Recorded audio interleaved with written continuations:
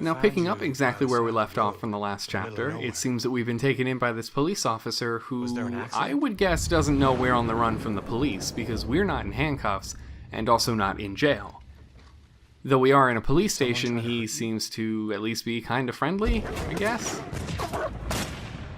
So this chapter, which is entirely cutscene by the way, is a little strange, and though I think I understand the purpose of it, it kind of doesn't make any sense when you first see it, at least in the normal game order.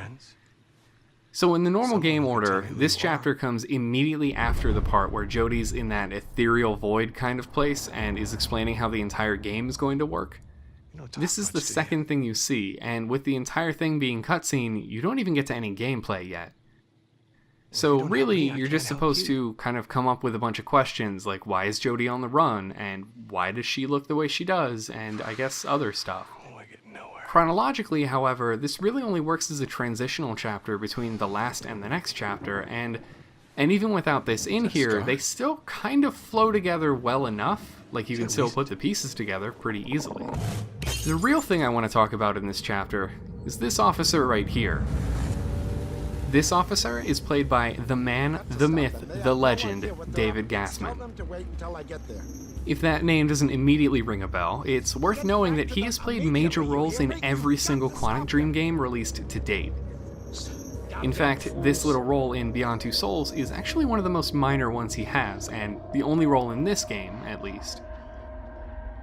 In Heavy Rain, he played Mad Jack, the guy from the junkyard that tries to kill Norman Jayden, the clown in the mall that gives Jason his iconic balloon for when you go searching for him, Hassan, Gravedigger, Paco Mendez, who is really the only person from any of the previous games that even remotely looks like the real actor, and Passerby Trendy Man.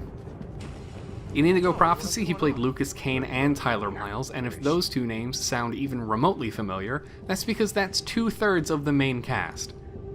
So he plays both the suspected killer and one of the police officers trying to chase him down, so that maybe seems a little confusing.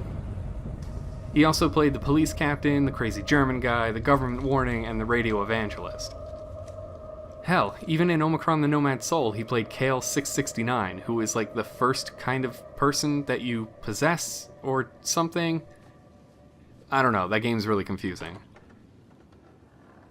So some of those roles that I listed may have stood out a little bit more than the others, and I think it's because Quantic Dream may have a bit of a problem filling its roles for people of color. Especially Mad Jack and Tyler Miles, who were kind of stereotypically black, so them being played by a white guy is indicative of maybe some other stuff going on at the studio, especially with some of the allegations that have come to light.